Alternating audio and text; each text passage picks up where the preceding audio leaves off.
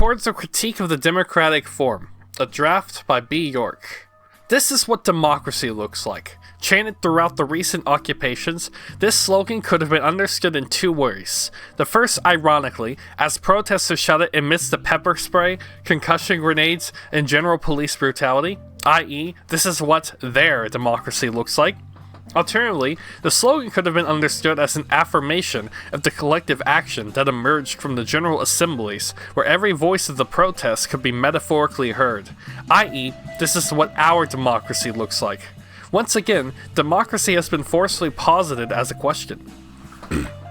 It seems relatively easy to launch a critique of their democracy. The democracy of the 1%, as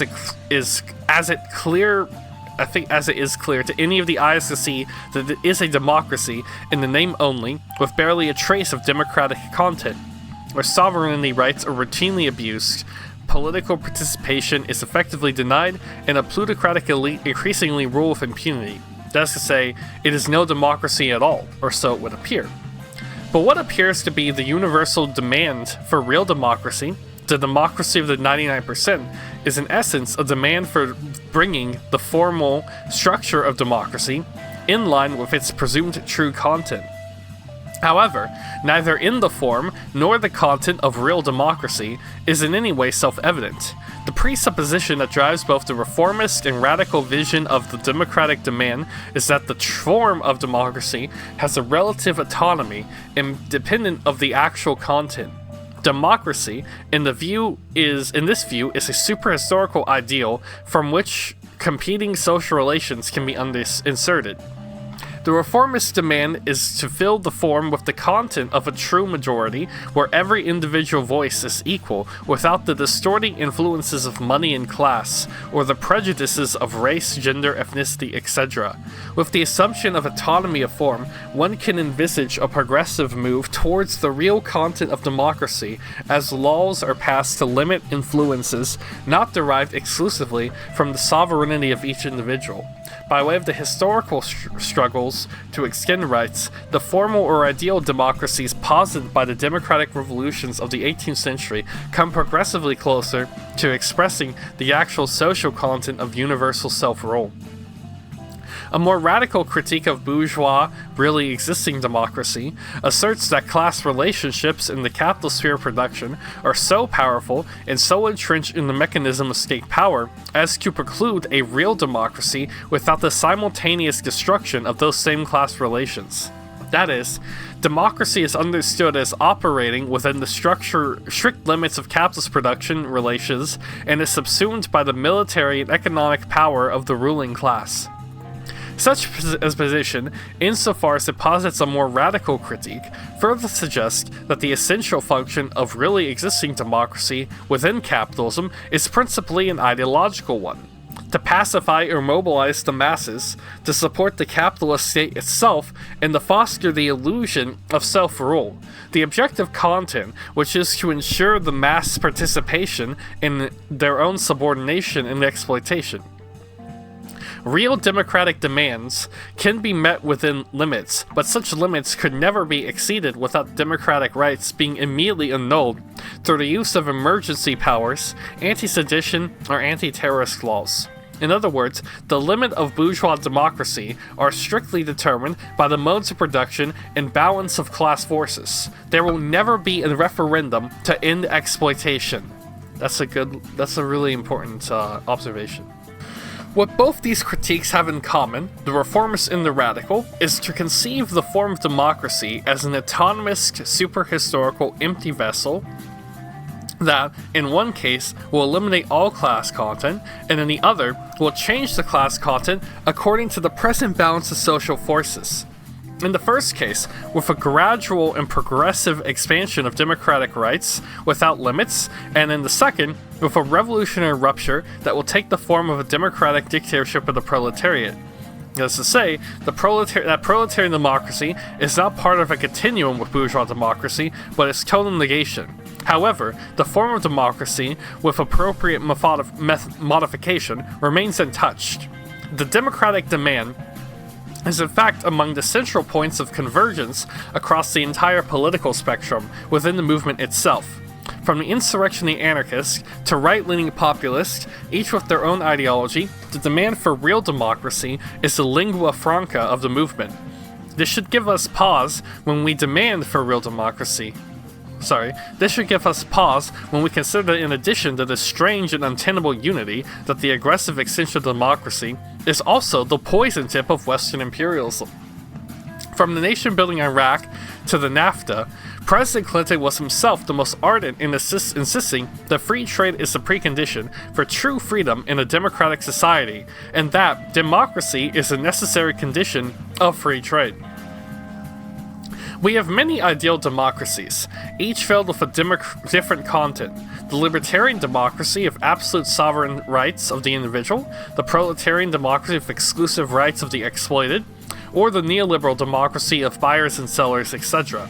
Democracy, it appears, is the uncontested natural form of all expressions of self-rule, but such self-rule always has a class content.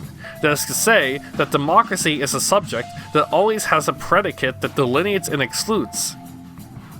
Bourgeois democracy, proletarian democracy, union democracy, etc. The question for both reformists and the radicals, it seems, is not for or against democracy, but rather what will be the social content of the universal, super-historical form of self-rule. However, the question of a real democracy is more complex than it first appears. As a political form, democracy is posited by discordant ideologies and opposing class interests as a universal presupposition for human emancipation. But a revolutionary critique of democracy cannot end with a critique of its social and class content alone. It must question exactly what is presupposed. That is, we must ask why emancipation must take the form, if indeed it must, of democracy. Further, we must ask the corollary question: if democratic form proves to be problematic, even an obstacle, is there a non-democratic praxis that is at the same time non-authoritarian and equally emancipatory? In exploring the question of the democratic form, we take as our starting point the materialist doctrine that social being conditions consciousness, a consciousness that in turn conditions social being in human praxis. Consciousness is not a gift of the gods, but something that emerges from the totality of human activity. The relationship between consciousness and praxis is not one of a monological singular determination, but rather a complex set of reciprocal determinations that always generates an excess of effects. Specifically, there is always some praxis that escapes consciousness, and some consciousness that is beyond or in excess of praxis. The importance of this is to keep before us the mechanism in which social being not only generates concepts, but also generates the form that structure those concepts, yet forms that do not themselves necessarily appear as concepts. Marx and Engels, for example, assert that the modes, forms of production, conditions the legal, political, cultural life of every society. Even if this condition does not directly appear in the society's self-political, cultural life of every society, even if this does not directly appear in the society's self-concept, it is a condition that can appear through replicating one form of social being into parallel, but distinctly different forms of social being. For example, the form of economic activity can influence the structure of religious practice, and the religious practice itself can in turn animate economic activity. One is not conceptually the product of the other, but it is not difficult to find homologous forms of structure in each. As Max Weber did in his discovery of the Protestant work ethic, all of this is to state as a premise that the democratic form is the product of a specific historical moment, from which a specific form of social being made possible its appearance. The democratic form is not neutral, but has a distinct class bias. In his critique of democracy, Jacques Camus asserted that our democracy was a form of political domination and social organization that emerged only after social groups had lost their organic unity with community. Its appearance coincided with the movement that men were separate from the ancient communal bonds as a means of uniting what had been divided. Moreover, as a specific form of class rule that necessarily included an authoritarian state to maintain its power. Athenian democracy ruled a relatively stable state for nearly 150 years in the 4th century BCE, and by any standards, its history is rather astonishingly social and political phenomena.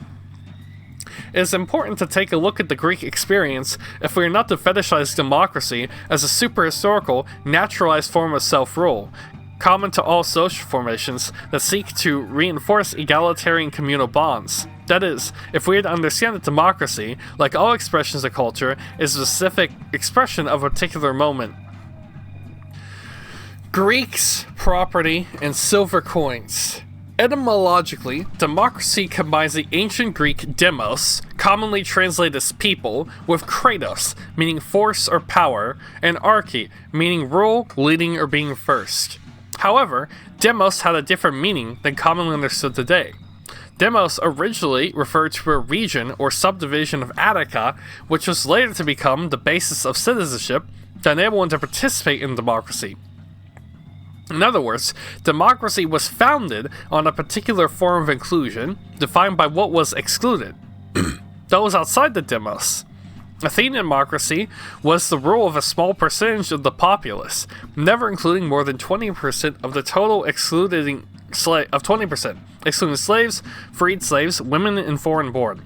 Later, the definition was restricted to include only males of pure Athenian lineage, over 20 years of age, who had served in the military.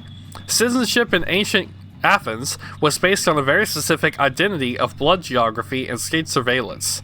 It was not, as a modern translation of demos would imply, derived from the universal rights of the sovereign individual. The common criticism of Greek democracy was the courts' limited participation, but the system that developed to ensure the full participation of this identitarian minority was truly astounding and worth understanding. Historical accounts of documents of Athenian democracy present us with the spectacle of a general assembly, or ecclesias, where all Athenian citizens were eligible to participate, typically with 6,000 participants or more. A quorum for important votes was 6,001. All eligible to speak in their decisions, including the decisions of the war, were made by a show of hands and carried by majority rule. In theory, this can include 30,000 to 60,000 voting participants. The complex structure of Athenian democracy was designed to minimize the functioning of a permanent executive branch and to safeguard against the constant threat of political corruption. The courts were equally democratic, and were composed of magistrates drawn by lots with a jury of at least 501 members. Again, votes were by show of hands and majority rule. It was an impressive organization, and by most accounts seemed a function of relative stability. In principle, the ecclesias had absolute power over all political decisions without restrictions, and could have, had they chosen to, redistributed all wealth to eliminate the class division within citizenry. Yet they never did. Nor is there evidence that such ideals were even proposed within the ecclesias. But the Athenian concern with potential corruption was equally balanced with a concern to maintain social divisions based on wealth. We would certainly not call this a bourgeois democracy, as there are no recognizable bourgeoisie. Yet, it is clearly an anti-aristocratic form of self-rule, where wealth of a particular kind, not family lineage, is the basis of political right. Here, we will begin to understand Kamat's reference to the loss of organic community, where wealth as private property was the first level of abstraction in the citizen's identity. The Athenian democracy was divided into 4 classes according to clearly defined quantities of wealth: Pentakomistidi, Hippeis, Zygute, and Thete. The lowest order, Thetes, was a class of propertyless manual laborers or craftsmen. The Zygute, to which the hoplite family farmer belonged, was a new class that made its appearance for the first time as a small independent property owners who may have owned a few slaves and produced a surplus that was exchanged on the market. The Hippeis and Pentacosmidinae were the wealthier classes, ranging from moderate to extreme wealth. The specific measure of wealth was a quantity based on the annual income of bushels of dry or wet goods, grain, wine, olive oil, or its equivalent in drachmas. Over 500 for the Pentacosmidinae, between 300 to 500 for the Hippeis, and 2 to 300 for the Zygute. Now, all 4 classes could participate in ecclesia. Only in the 2 upper classes were eligible to participate in the bull, a council of 500 that acted as a steering committee for the ecclesias. There were numerous other structural strategies that would be designed to protect the division of wealth, similar to restrictions on bold participation. Magistrates choose from the upper class had to swear upon taking office that whatever anyone owns before I enter this office will have had to hold the same until I leave it. The jurors themselves had to swear, I will not allow private debts to be cancelled, nor lands or houses belonging to the Athenian citizens to be redistributed. There are many such organizational safeguards throughout the entire existence of ancient democracy, safeguards that guaranteed the continued division of the citizen into distinct classes on the basis of measurable quantities of wealth. It appears at every turn that rich Athenians acted in exactly the same way as the rich today, in manipulating democratic forms so there would be little to no threat to the social structure and its division of wealth. But manipulation of the structure of democracy cannot explain why the lower two classes never threatened the social order of Athenian society in the age of direct democracy. Formally, they had the rights and the power to do so. Arguments that the lower class of Athenian citizens were essentially bought off in much the same way that the poor southern whites were bought off by the honor of whiteness are certainly useful in explaining the loyalty of the lower classes of Thetes to the polis, but what such arguments cannot explain is why such inclusion/exclusion takes a democratic form. The privileging of one section of the population over another can appear in virtually any form of governance. The explanation for that appearance of the democratic form lies elsewhere. It is to be found in the emergence of two unique historical phenomena: the hoplite farmer/warrior, whose identity was inseparable from his private property in silver coinage, as this is the principal medium of exchange, i.e., specifically in the appearance of a new mode of production and distribution, not to assert a mechanistic causality between base and superstructure, as in certain expressions of orthodox Marxism, but to assert the materialist linkage between forms of social being and forms of consciousness. Many factors were involved in the formation of Greek social organization. It is our intention to highlight only two of them that seem fundamental for understanding both the origin of the democratic form and, more importantly, the limitations of that form. The ancient Greeks are known for many innovations that set the stage for the unique developments of the West: urban concentrations as autonomous city-states or polis, philosophy, theater, geometry, advances in architecture, an advanced system of writing, and of course democracy in the democratic ideal. Indeed, the very concept of the political itself was a Greek invention. What are seldom mentioned among the Greek innovations are the new concept of private property, centered on the hoplite farm, and the subsequent invention of coinage in its wide usage. The hoplite was a class of small independent farmers who had total property rights over their own farms, and who were usually wealthy enough to own a few slaves and could supply their own armor as a member of the Athenian infantry. While we normally think of democracy as an urban phenomena, some historians argue that the democratic polis had its true origin in the productive units of the rural hoplite. But in the so-called Dark Ages in Attica, following the complete collapse of Mycenaean palace economy, an economy that once depended on the subordination of masses and landless peasants, it is estimated that 2/3 of the land was divided into small farms privately owned by the hoplite. These farms, called kleros, were autonomous and highly productive economic units, engaged in intensive agriculture, owned by a single family with the help of a few slaves who would typically work side by side with the head of household. The majority of the kleros were modest in size, averaging around 10 acres, and up to the founding of the democratic polis, never exceeded 75 acres. In other words, the hoplite was a socially egalitarian class autonomously producing a surplus of agricultural goods, particularly olive oil.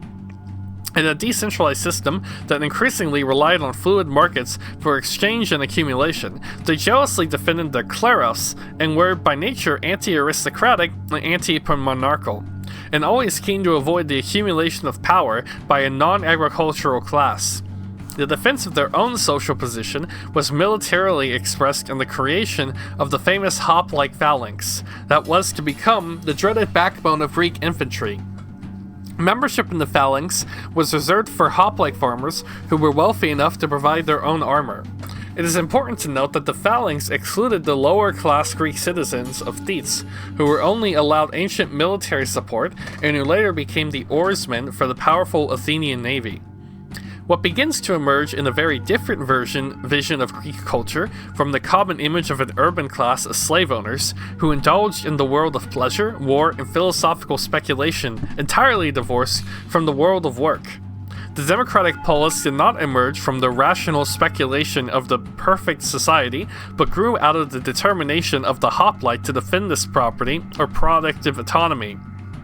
In fact, at the time of Solon's reforms in 594 BCE, Athens was not a democracy, but a timocracy, a rule of landed property, with a clear political criteria based on land ownership. This form of land ownership was virtually unique in the ancient world, where absolute property rights and productive autonomy put each in direct competition with every other. The agrarian poet Hesiod urged farmers to strive against one another, ensuring through hard work you may purchase someone else's land and not have another purchase yours. This system of private land ownership created an intense sense of competition between citizens as, Hesiod continues, the potter is at odds with the potter, the craftsman with the craftsman, the beggar is jealous of the beggar, and the singer of the singer. The hard work and proper management required of the household farms was understood as a veritable foundation of Greek culture. And we might add the origins of the word economy from the Greek orkonomia, meaning household or farm management. But the fiercely individualistic hoplite understood that the only protection of their small family farm from both the external and internal threat was the protection of all family farms. Moreover, they understood that the freedom guaranteed by the rights of private property and autonomous economic units was antithetical to a communal ethos.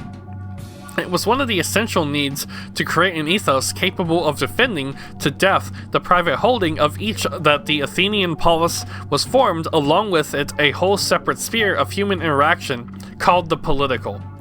The very source of Western political thought, as well as the political as a separate sphere of social activity, has its specific origins in the effort to counteract the centrifugal tendencies of private property with the centripetal force of political organization based on conceptual abstractions, i.e. the universal and equal rights of citizens. The evolution from timocracy to democracy occurred as Athenian society developed into a more commercial culture. Money wealth rather than landed property had the effect of reinforcing the definition of each citizen as a separate and singular possessor of rights, unified by the abstract definition of those rights. That is, irrespective of the actual ownership of property or the actual wealth of any, each had the right to own property potentially. Without this right, all property would be under threat. It is significant, even decisive, that in Solon's reforms, he specifically forbid the ancient practice of placing oneself as collateral for a loan. A practice that resulted in thousands of Athenian citizens falling into debt. Henceforth, only property could stand as collateral for loans. The citizen could never again be enslaved without first losing his political right to citizenship. At this moment, the very essence of Athenian identity, landed property, is separated from the political sphere to the purely economic sphere and becomes universally commensurable. That is to say, commercially exchangeable, forever free to float through the social body in exactly the same way, form, through decisively separated as an autonomous universal right. One can lose one's property, but never abstract the right to own property. To use Sismondi's metaphor, commerce separated the shadow from the body, and introduced the possibility of owning them separately. Henceforth, the divided self will be defined as a citizen and divested of his real individual life and filled with an unreal universal. The individual will be identified as part of an abstract community, quite independent of the organic material ground upon which real life depends. The political becomes an autonomous sphere of power, while the economy does its work in the shadows. The foundation of democracy requires just such a separation, allowing each individual to be owner of an abstract right, the right to citizenship, the equal right to own property, and the equal right to vote. It is for this reason it would not be incorrect to place democracy at the very threshold of our original division between the state and civil society, a relationship which Marx compares heaven to earth. When the political state has attained its true development, man leads a double life, a heavenly and an earthly one, not only in thought and consciousness, but in reality, one life in the political community where he considers himself a communal being, and one life in the civil society where he functions as a private person, regards other people as means, degrades himself to a means, and becomes a plaything of alien powers. The political state is spiritually related to civil society in the same way as heaven to earth.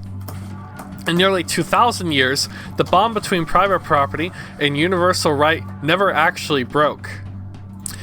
actually broken. It appears everywhere because subsumption of the individual into a universal abstraction separate from the actuality of property ownership, or more generally, the concrete conditions of his real life, is the essence of right. This relationship appears either in the formal division of rights or the self-consciousness, as when the enlightened Rousseau could write on the very threshold of democracy's rebirth, the right of property is the most sacred of all rights of citizenship, and even more important in some respects than liberty itself.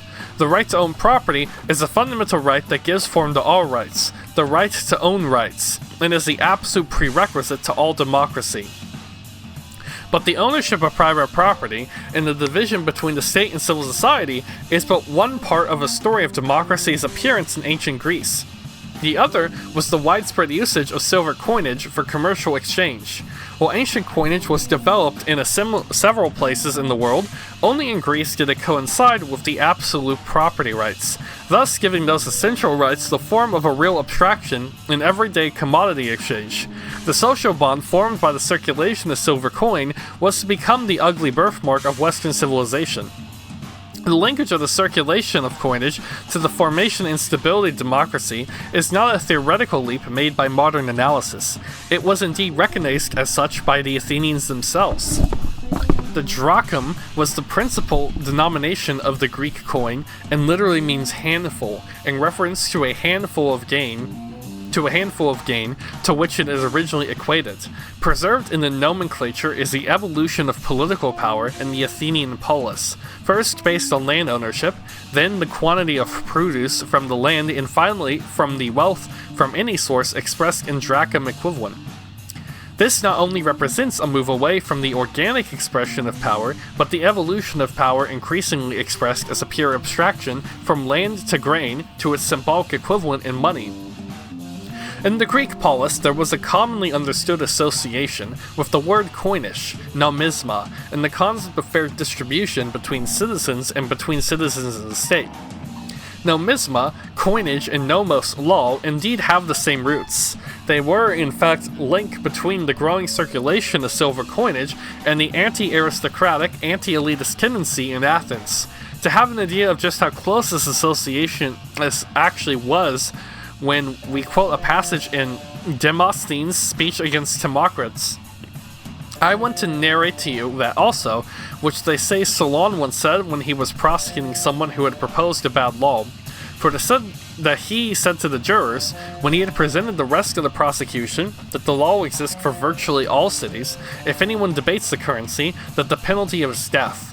And having asked if the law appeared to them also to be just and good, when the jurors assented that he said he himself considered silver coinage to have been invented by private individuals for the sake of private exchange, while they consider laws to be the currency of the city, and indeed it is much more necessary for the jurors to hate and punish any man who debased the currency of the city and introduced counterfeit than it did for the currency of private individuals. He added, as proof that the wrongdoing of the one who debases the law is much greater than that of the individual who debases the silver currency, the fact that many cities, through the openly use silver currency, mixed with bronze or lead, are safe and suffer no harm from this, but many use wicked laws or allow the existing laws to be based have never yet survived. This lengthy quote is simply to demonstrate just how closely associated were the concept of currency and law. Coinage and right in the Greek mind, good laws and pure silver coinage manifest a good citizen's body.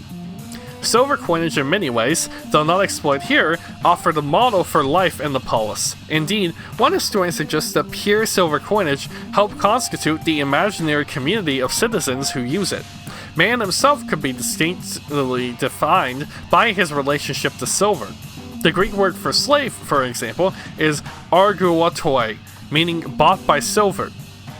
The slave could be actually and conceptually substituted by a quantity of silver, just as the citizen could be conceived as a set of rights. That the commercial world and the circulation of silver was coming to mediate all human relations in Athenian society was well expressed by title character in Meander's comedy, The Malcontent, when he laments, "I had watched how friendship had become no more than a commodity with a calculated profit margin." Moreover, the widespread use of coinage is itself indicative of an economy bound together by the constant flow of commodities through the social body, a society largely defined by the complex movement of goods, both internally and externally, a society governed by the perpetual buying and selling by private individuals. Silver mines near Athens made the coinage plentiful, meaning that even everything a private individual could exchange could be made through the mediation of coin, the symbolic and universally commensurable quantity of value. Marx referred to this mode of exchange as a real abstraction. That is, an abstraction that does not arise from thought, but rather through social action. Understanding the concept of a real abstraction is a crucial moment in understanding the materialist assumption that social being determines consciousness. Specifically, how forms of social being can determine forms of consciousness. Save that. Alfred Sohn-Rethel, in his underappreciated analysis in Intellectual Manual Labor, a critique of epistemology, explains the relationship between abstract and concrete in the act of exchange. Commodity exchange is abstract because it excludes use. That is to say, the action of exchange excludes the action of the use. But while exchange banishes use from the action of people, it does not banish it from their minds. Therefore, while it is necessary that their action of exchange should be abstract from use, there is also necessity that their minds should not be. The action alone is abstract. The abstractness of their action will, as a consequence, escape the minds of the people performing it. In exchange, the action is social, the minds are private. Thus is action in the thinking of people, part company in exchange, and go different ways. For Sohn-Rethel, the emergence in ancient Greek of this relationship was the historical moment that the labor of the intellect could be socially experienced as being independent of the material praxis of labor. The money commodity as value exists nowhere other than in the human mind, but it does not spring from it. Rather, it is purely social in character, arising in spatio-temporal sphere of human interrelation. It is not people who originate things as abstractions, but their actions. As a universal measure of value and a symbolic token of exchange, value is experienced as an abstract universal that is real. Through the entire dependency on the social act of exchange, it now appears that value itself has sought an autonomous existence that emerges from its own being. Every single day, every time a commodity is bought or sold, the reproduction of this abstraction takes place with the immediate transference of the concrete specification of the commodity to the universally commensurable form of value in the silver coin. Sohn-Rethel begins his analysis by accepting the seminal insight of Kant, and his belief that the basic constitutions of our form of cognition are performed and issued from a priori origin, but he was wrong in attributing this pre-formation to the mind itself engaged in the phantasmagorical performance of transcendental synthesis, a priori locatable in neither time nor in place. Kant's transcendental subject shows features of striking likeness to the exchange abstraction in its distillation as money. He emphasizes further that our theory is directly concerned only with questions of form, forms of consciousness, and forms of social being. Social being in Athens was gradually coming to be characterized by the private selling and buying of commodities, a praxis that was socially centrifugal in nature, each to his own advantage, yet centripetally held together by the universality of value expressing in the actual exchange of silver coins. Value, as a universal abstraction, held the same power in social reproduction as law held in the democratic definition of the citizen, who possesses the universal right to own property potentially, irrespective of the actual conditions of his life or of his real individuality. What we are asserting, following Sohn-Rethel, is that the social praxis of commodity exchange generates a transcendental surplus that shapes the basic form of cognition and the subsequent deployment of power relationships structured by those forms, the principal feature of which is the radical separation of consciousness from its natural ground in praxis and Poïesis, doing and making. Consciousness henceforth becomes the ontological ground of truth, a truth that is discovered through the autonomous play of concepts that has become to impose form on the perception of experience itself. Sohn-Rethel goes so far as to assert that the real abstraction operating in the exchange engenders the ideal abstraction basic to Greek philosophy and to modern science. Reality now exists only in its abstract essence and can only be revealed produced in cognition or the logos, not in the concrete singularities of nature, of creation, or social intercourse. From this trajectory, one finds in the actual moments of social or natural phenomena only epiphenomena. Thus, the rich multiplicity of being is necessarily extinguished in order to subsume all existence beneath the concept. All singular objects of use express their reality in the universal essence of exchange value. All human individuality extinguished between the universal essence of a right, a value, or an identity. As an initial conclusion, we want to assert that the democratic form has its origins in no other place than private property and the circulation of the money commodity. In addition, this form of social being generates a surplus that in its turn, given shape to the ontological ground of Western civilization. The Greeks initiated a radical separation in which the world becomes object to human subject, henceforth thinking the world through the categories that Heidegger identified as mathematica, or which can be known in advance of its appearance. Nature appears to modern science as a set of mathematical relationships because the mathematical is the fundamental presupposition of all entities. Heidegger reminds us of the words of above Plato's Academy, agamatus medias iestos, let no one who has not grasped the mathematical enter here. Through only embryonically developed in this original trajectory, sets in motion what Heidegger was conceived as a productivist metaphysics that was responsible for both the remarkable achievement of the West, along with its nightmarish course through the technological self-destruction, and we might add the totalitarian political system, which did not seem problematic for Heidegger. Of course, we do not want to suggest that the application of the mathemata is wrong. It has demonstrated itself as an extraordinary tool, or rather that it is a radically incomplete and preemptively degrades other forms of knowing that are essential to a radical reformation of human praxis, without which man himself becomes the standing reserve or raw material for technological proliferation. This will be the subject of another text. We do not insist, however, that there is a profound link between the technological worldview, in which today we can anticipate only in its nightmare, and the abstractions of political theory upon which the democratic form is based. A crude rendering of this idea is to define democracy in purely quantitative terms, or simple arithmetic, a total number of rights-bearing citizens divided by 2 plus 1 equals absolute power over life and death.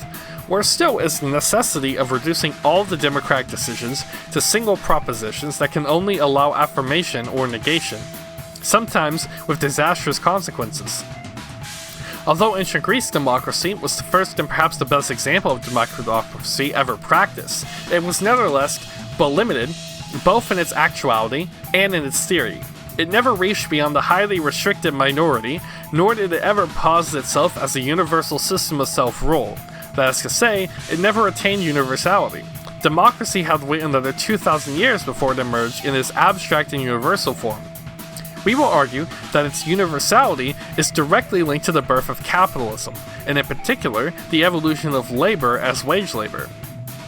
However, modern democracy did not emerge as a mode of emancipation from the horrors of capitalist expansion, but a political mode of first dominating labor and then absorbing labor in the machinery of production to satisfy the demands of capital. While Greeks saw a positive community that was capable of overcoming the possessive individualism by willfully creating a political ethos, the modern world has driven the individual into isolation and existential despair while subsuming him into the totalizing structure of late capitalism. Modern democracy is less an ethos than a specific technology of power that weakens rather than strengthens, that entraps rather than liberates, that divides rather than unifies.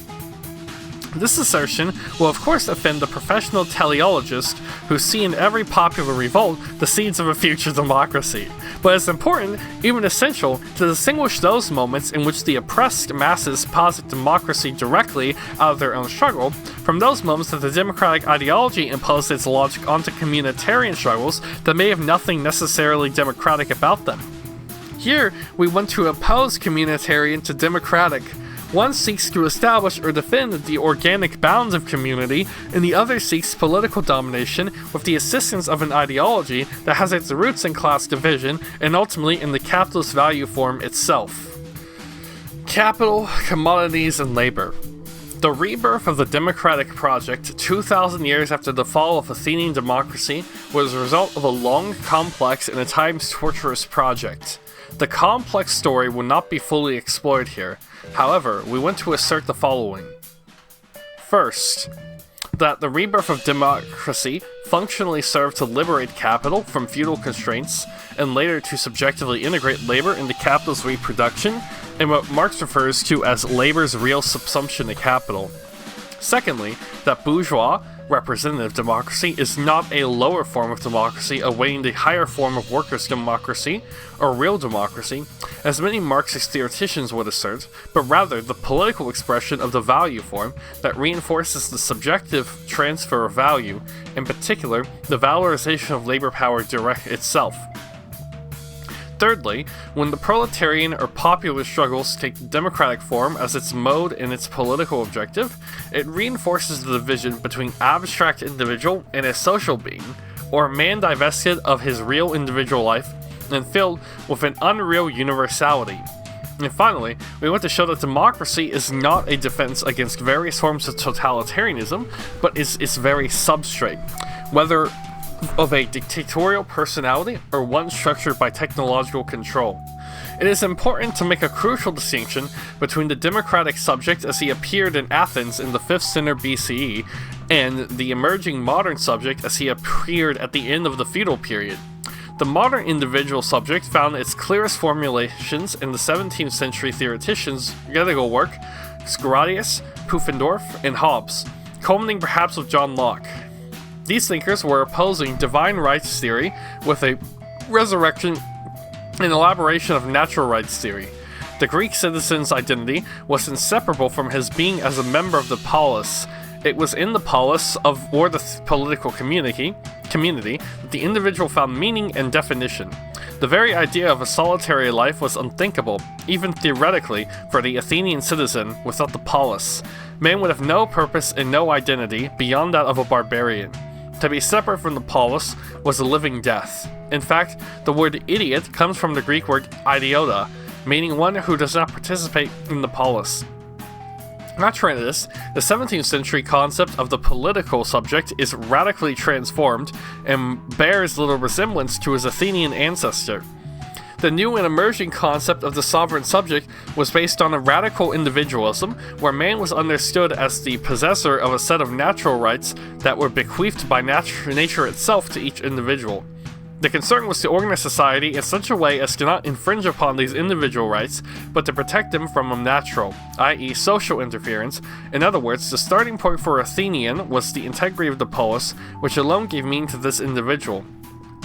Contrarily, for the modern subject, the starting point was the sovereign individual in a state of nature, owned his own person, and needed to be protected from any and all encroachments on his rights. We can see in these theoretical developments the continued importance of private property as grounding for the new idea of sovereignty. However, there is a new element that appeared in the works of Locke and others of this period. It is the crucial element of labor. The importance of labor will become evident if we look at Locke more closely. John Locke is widely known as the father of liberalism, and some would say the modern conception of the self. His most important works are his two treatises on government, a letter concerning toleration, and an essay concerning human understanding. He wrote against slavery, for religious toleration, a new attitude towards the education, an uncompromising defense of the sovereign rights of the individual, and that governing can only rest on the consent of the governed. Note, While he supports religious toleration, he does not support irreligious intoleration. It was perhaps Locke who was the most important theoretical influence on the drafting of the American Declaration of Independence and the framing of the American Constitution. It is interesting, though, that while Locke was championing individual sovereign freedoms and toleration, he served as Secretary of the Board of Trades and Plantation, as well as the Secretary of Lords and Proprietors of the Carolinas. He was one of 6 men who drafted the fundamental constitution of the Carolinas, which established a feudal aristocracy that had absolute rights over their slaves. In addition, he was a major investor in the slave trade through the Royal African Company, a defender of English enclosures, and an advocate of the displacement of Native Americans from their land. What seems to be an appalling contradiction at first will be easily explained if we understood his labor theory of private property and the importance of labor in his and other in his age. Definitions of the sovereign subject. Locke is perhaps the best example of the schizophrenic morality of the emerging bourgeoisie, a schizophrenia that was eventually invade the whole of modern capitalist society. We begin by reproducing an oft-quoted section of the second treatise. Through the earth and all inferior creatures will be common to all men, yet every man has the property of his own person. This is no body has any right to but himself. The labor of his body and the work of his hands, we may say, are properly his. Whatsoever. Then he removes out of a state that nature hath provided, and left it in it. He hath mixed his labor with, and joined to it something that is his own, and thereby makes it his property. It by being by him removed from the common state nature placed in it, and hath by his labor something annexed to it that excludes the common right of other men. For his labor being unquestionable property of the laborer, no man but he can have a right to what it is once joined to, at least whether there is enough and as good left in common for others. Locke's sovereign subject is now defined by the laws of nature and most importantly includes the body and the potential force of the body or labor power. A closer look at Locke's theory, however, does not necessarily conclude that this labor is exclusively the form of labor of one's own body. It can also include setting to work the labor of others through the purchase of labor power in the form of wages, or under certain conditions, slavery itself. Locke was acutely aware of these relationships, so much so that he understood the new form of labor as the veritable definition of man. After once touring the Lancashire district in England, he wrote, "The children of the laboring people are an ordinary burden to the parish and usually maintained in idleness, so their labor is also lost to the public till they are 12 or 14 years old." He concludes that the children should be put to work at the age of 3 with a belly full of bread, supplemented in the cold weather by a little warm water gruel. What? Not surprisingly, Daniel Defoe, after touring the same district sometimes later, reported he was delighted to see 4-year-olds working in the cotton industry and finding useful employment. Neither Defoe nor Locke saw children in the observations, but rather idleness, burdens, and lost labor. Or rather, we should say quite simply, they could only see labor, which is in their view the essence of the human subject. In Defoe's Robinson Crusoe, considered among the first modern novels, the protagonist carries civilization within himself, in radical contrast to the Athenian subject, which is expressed through the proper organization of his own labor and labor of others, therefore activating the highest calling of the sovereign subject and the very foundation of bourgeois society. Bourgeois political theorists are wont to dismiss Locke's comments on child labor, his investment in human trafficking, or his other commercial interests as the residues of his age, entirely independent of his higher philosophy. But Locke lived in the period of one of the greatest social dislocations in history, what Marxists typically refer to as the age of primitive accumulation. We won't catalog the degree of suffering that early capitalism caused, but it was characterized by a radical disciplining of labor through the destruction of productive autonomy. First by the enclosures of common land, the veritable basis of community, cohesion, and mature security, the increased subordination of women to the social patriarchy expressed most violently in the witch hunts, the implementation of poor laws that forced the impoverished into the wage labor relationship, including crippling child labor, and of course commerce and human trafficking, and the aggressive confiscation of native lands. Locke and his ilk were not only observers, but also active participants in all of this. Their emerging democratic philosophies are direct expressions of the need for absolute security over private property, of accumulated capital, and above all, the need for free labor. The sovereign subject, who is irrevocable owner of his own person, including his own labor, was not a step in the direction of freedom and liberty, but rather the philosophic weapon used to justify the confiscation of the commons in native lands. Locke's hands were soiled in this bloody story. The democratic premise is in fact based on the concept of the self as the private property of the self.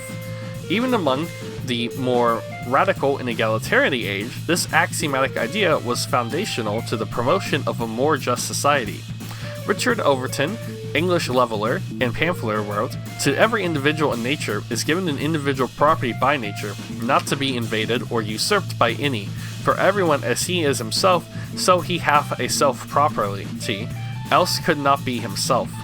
Bourgeois theoreticians would of course tell us that these ideas emerged to protect the individual against the tyranny of the absolute power of kings and aristocrats, but what is rarely mentioned is that these same ideas were used to protect the individual against the tyranny of the commons.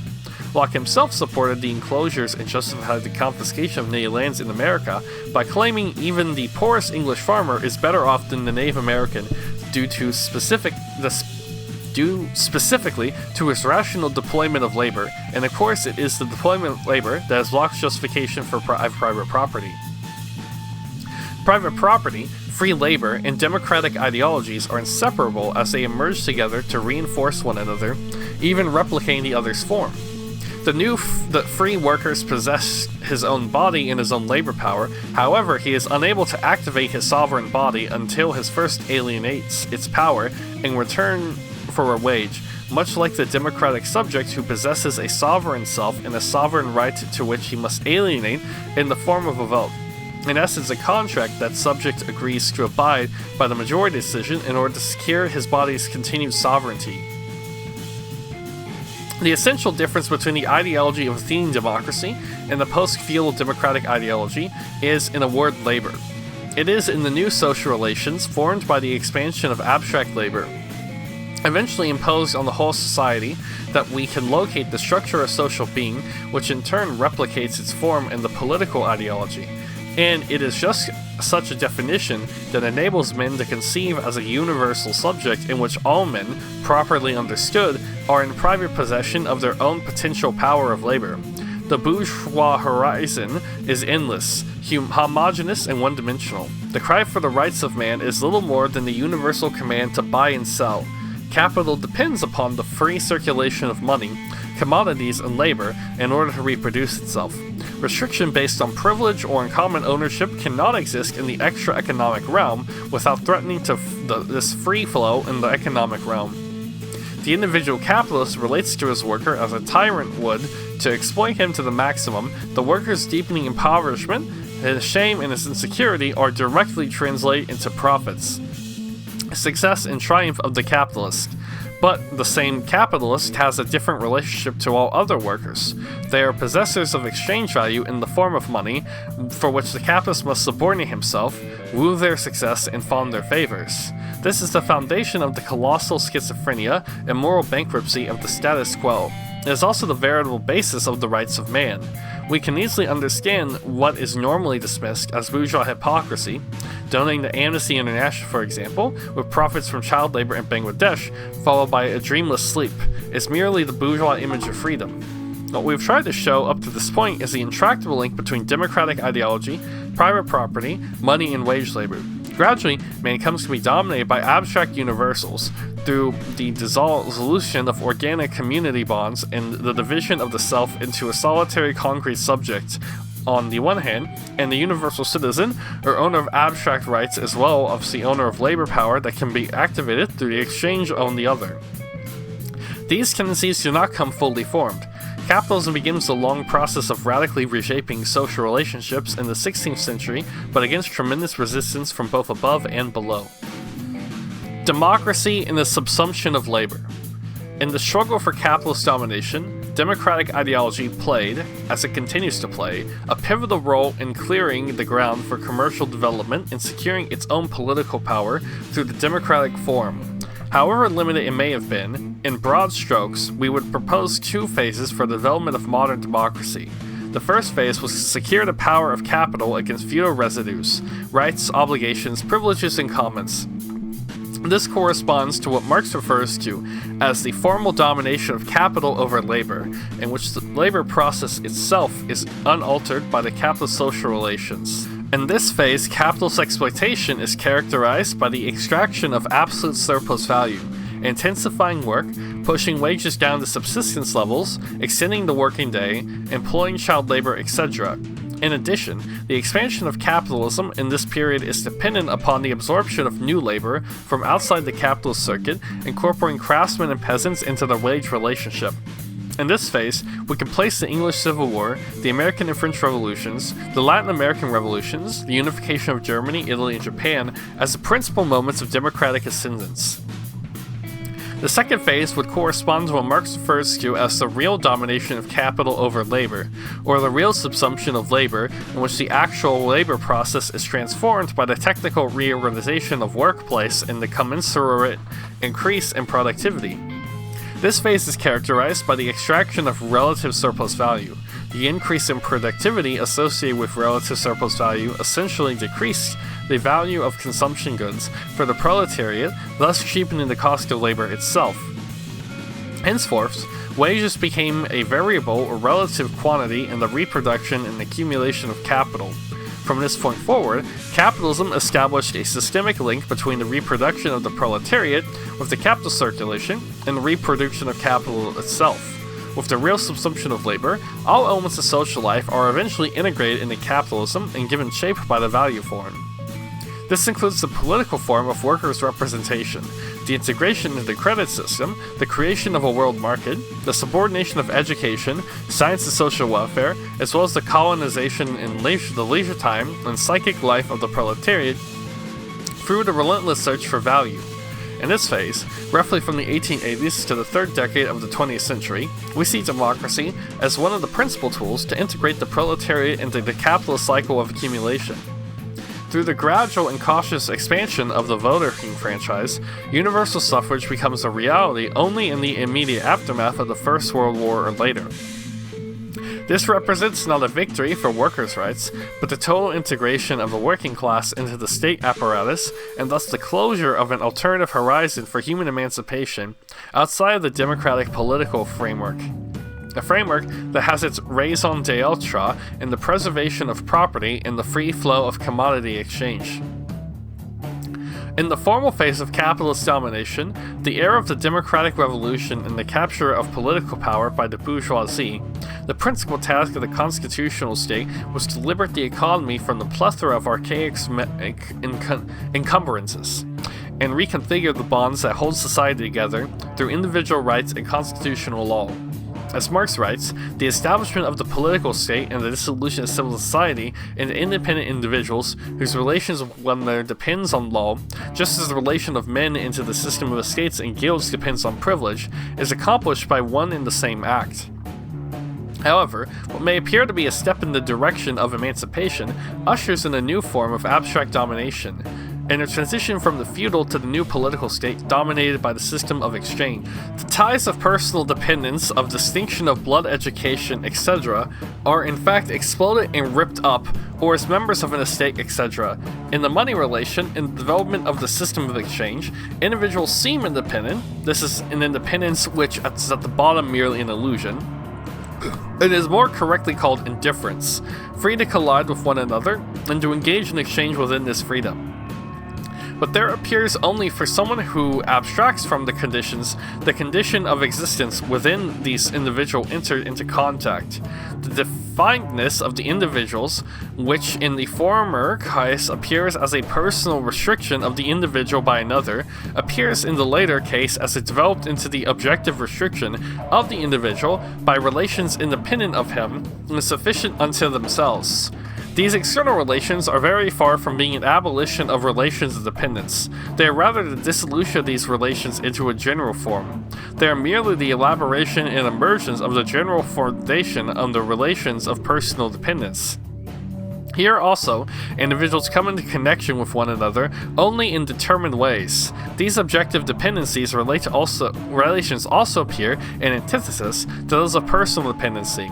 In such a way, the individuals are now ruled by abstraction, whereas earlier they depended on one another. The abstraction or idea, however, is nothing more than the theoretical expression of those material relations which are their lord and master.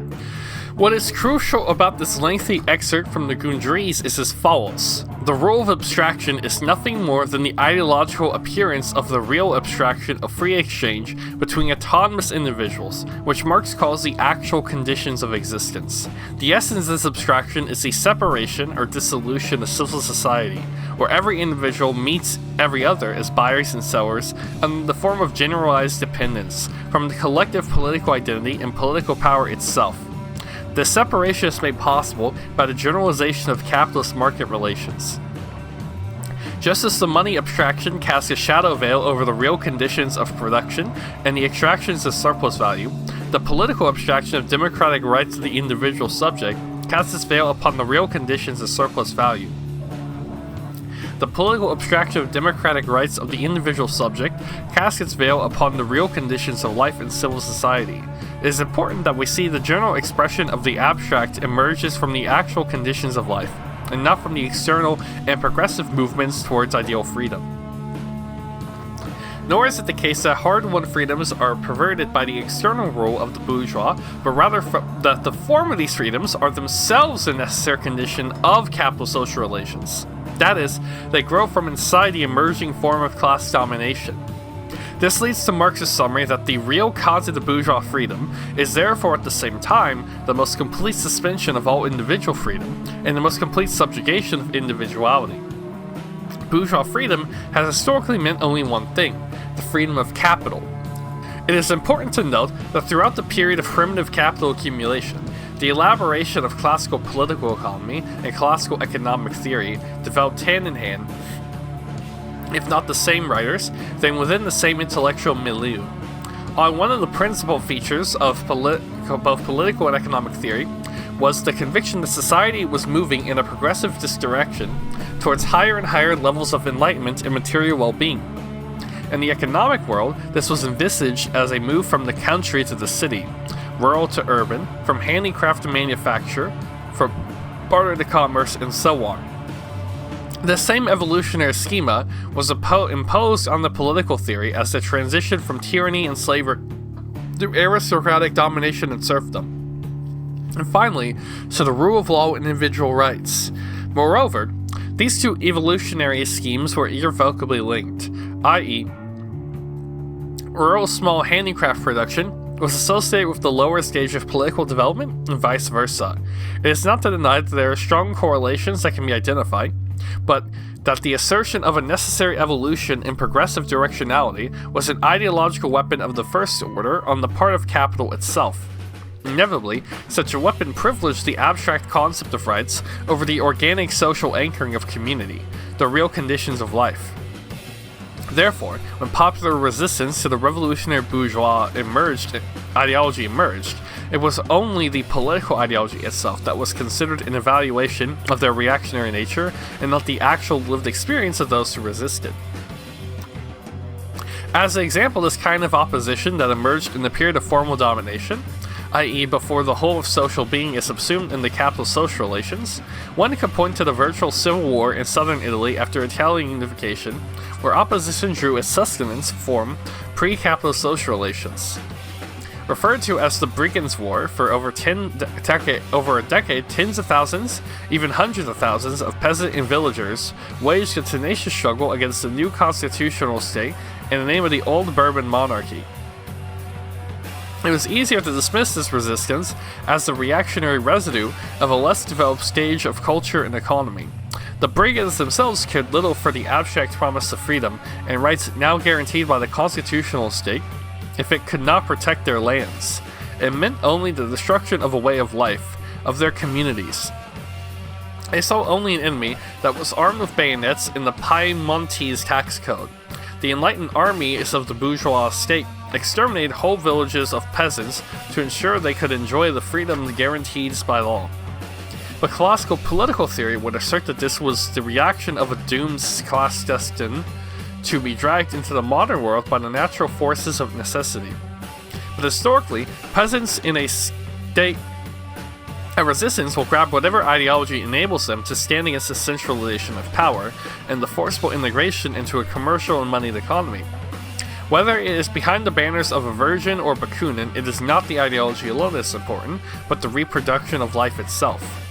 Many examples of this kind could be cited.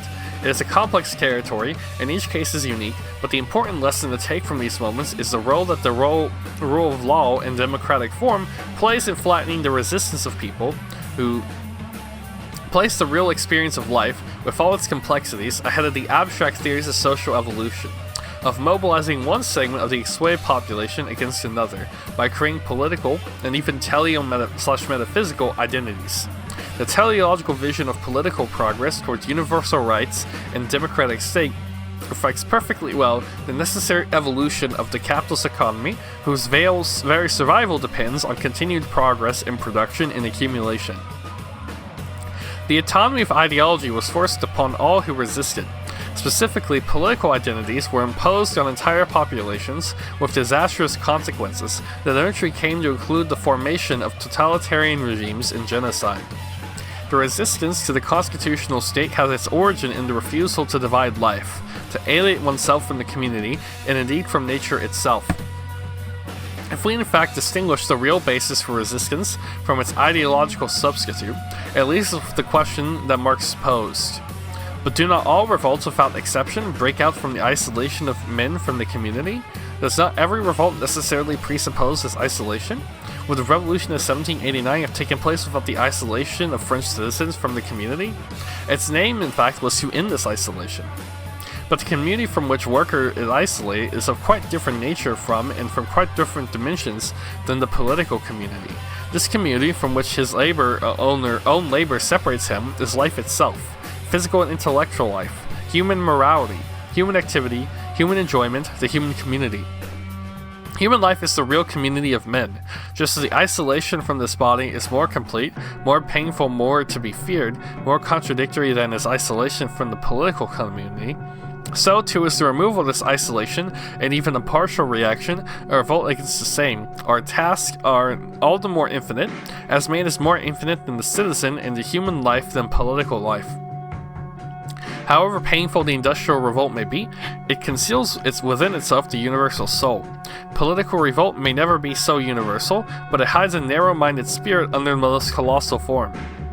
We have seen that the social revolution may be considered to be, from the standpoint of the whole, because it only occurs in a factory district. It is a protest of men against degraded life, because it proceeds from the standpoint of the real individual, because the community against whose separation from himself the individual reacts, if the real community of man, the civic community. The political soul of a revolution, on the other hand, consists in the endeavor of the classes without political influence to abolish this isolation from the community and from the government. Their standpoint is that of the state, an abstract whole which exists only in and through its separations from the real life, which is unthinkable without the organized antagonism between the general idea of the individual existence of man, consequently a revolution of political souls organizing a revolutionary clique in society, in accordance with the limited and doubly cleft nature of these souls, at the cost of society. Pointing out the dangerous inadequacies of the political revolution, Marx acknowledged the absolute necessity of such a revolution due to the form that capital itself takes. But its aim is not to reproduce a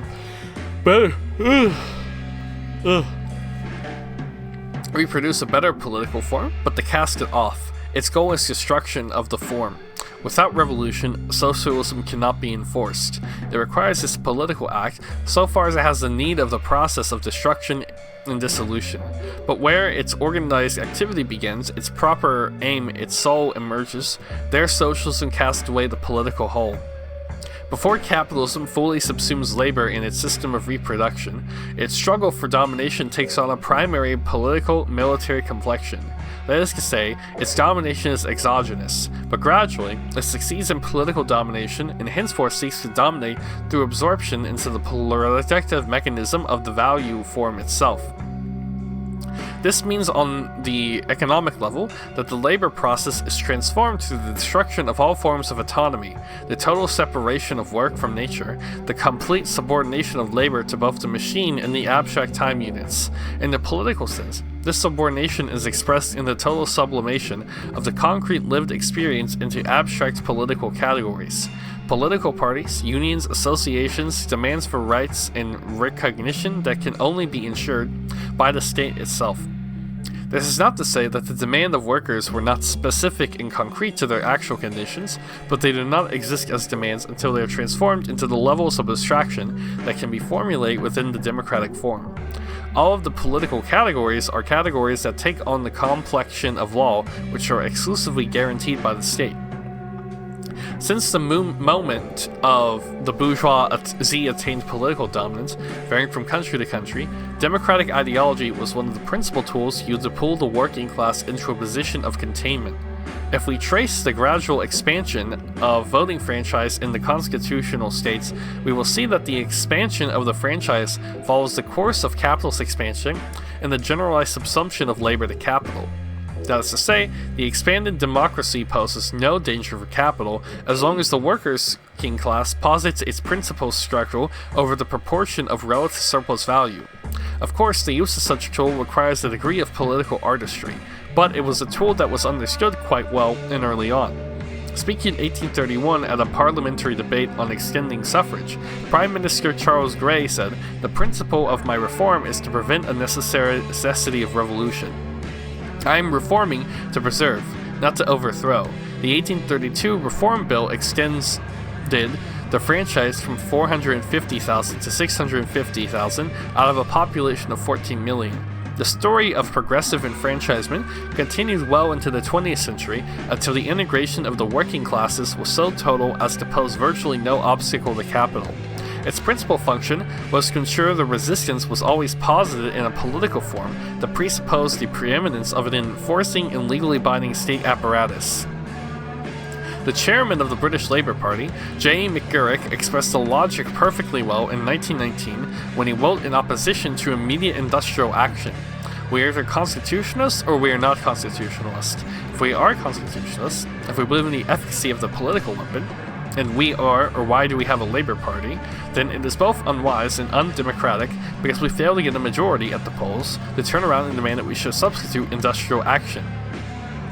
It is at this stage that the transition becomes complete, insofar as the struggle no longer takes the form of resistance to capital as an outside force that seeks to impose its domination from above. The working class now struggles entirely with the mechanism of capitalist reproduction. Its own advance is understood as dependent on the continual advance of capitalist productivity.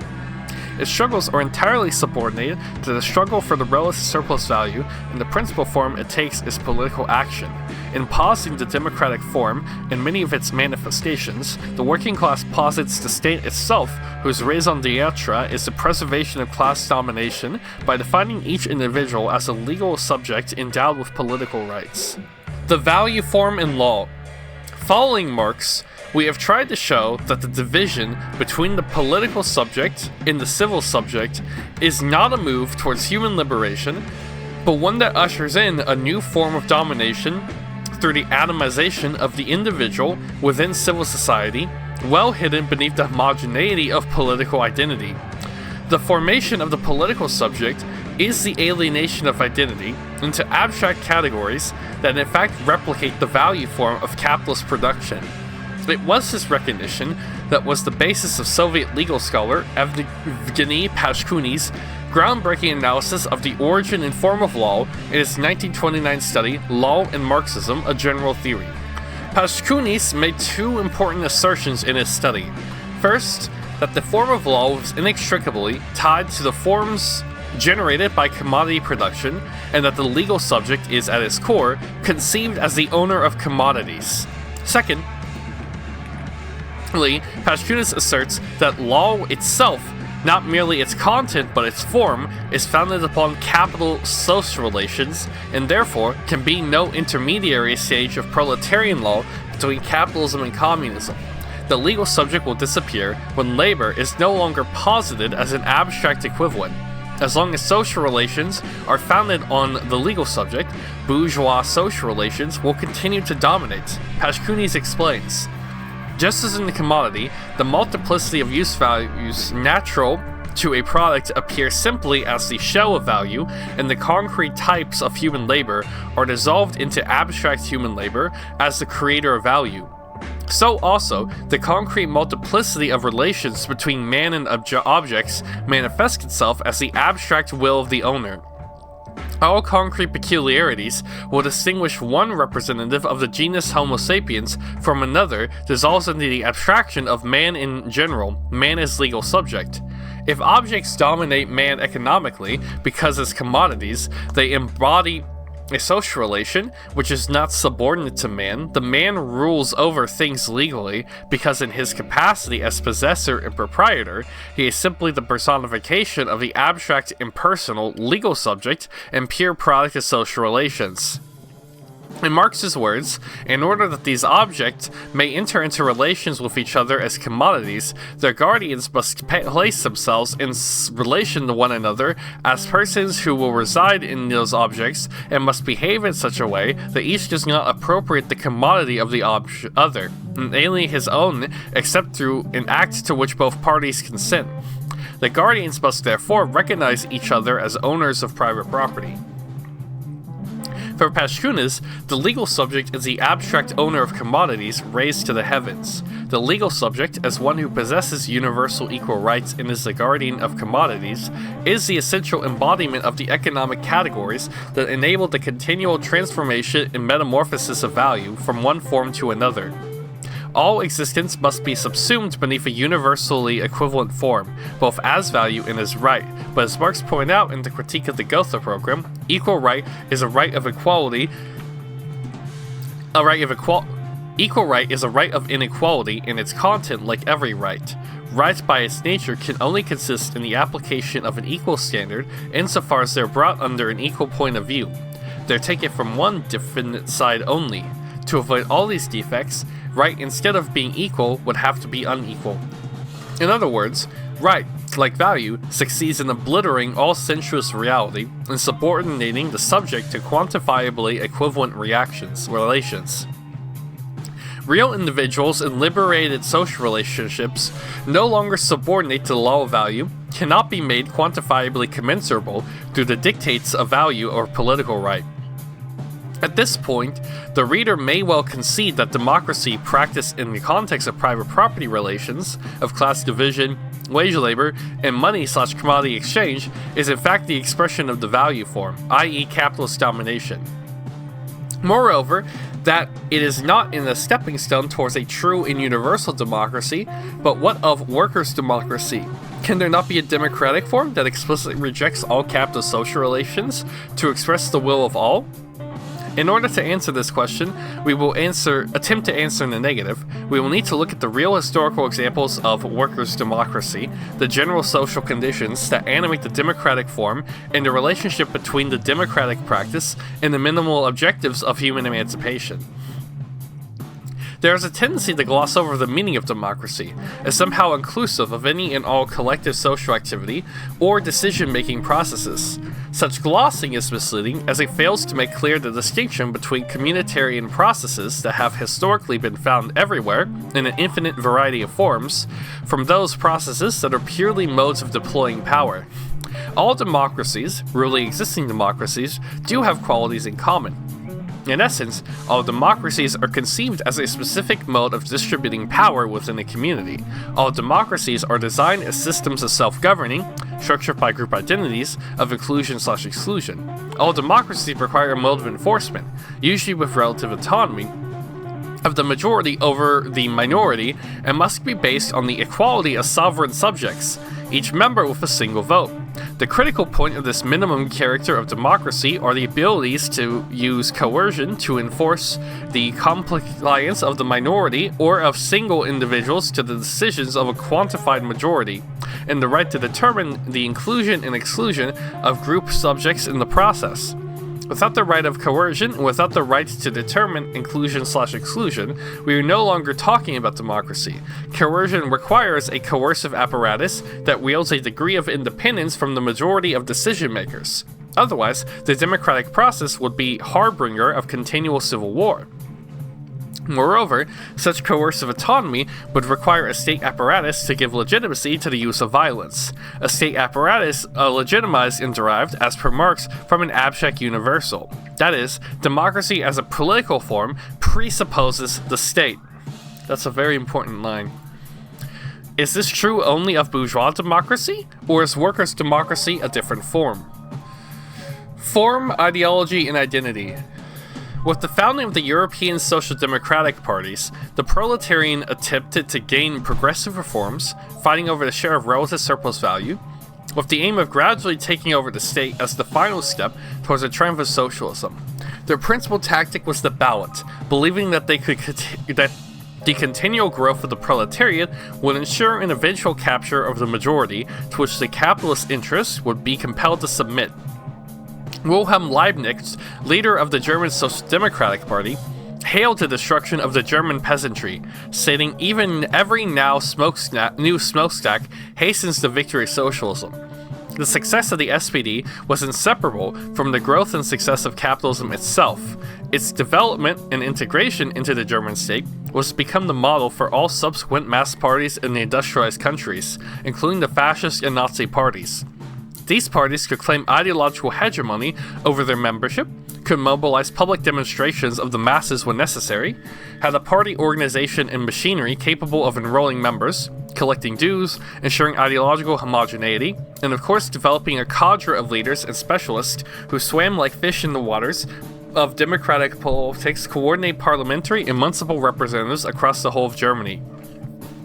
By the time of the Stuttgart Conference in 1907, the SPD had over 1 million members and more than 4,000 paid workers.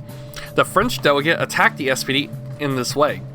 You have now become an electoral accounting machine, a party of cash registers and parliamentary seats. You want to conquer the world with ballots? The whole of German social democracy has become bourgeois. Another observer at the same conference noted, it was shown not that the social democracy was conquering city and state, on the contrary, that the state is conquering social democracy. The SPD had become dependent on the credit worthiness of the state as it entered into the management of value production through the control of labor discipline. The wealth produced within the parameter of the German state was understood as the veritable source of all continual reforms. Therefore, to protect the German state was to protect social democracy itself. The catastrophe of August 1914 definitively demonstrated the critics of the SPD correct, as social democracy mobilized the working class to defend the fatherland in its hour of need. Instead, the slogan "One man, one vote, one gun" was a direct link between the democratic form and imperialist war, as patriotism replaced internationalism to become an ideology of mutual slaughter in the preservation of capitalism. Volumes of ink have been spilled trying to explain how pre-war social democracy was able to guide the proletariat to act against its own interests. Indeed, towards self-destruction. We won't review all of the variations in explanation that range from reassessing the trajectory of capitalism, underestimating the role of a conscious vanguard, as well as not grasping the dangers of reformism, opportunism, nationalism, imperialism, tactical mistakes, etc., etc.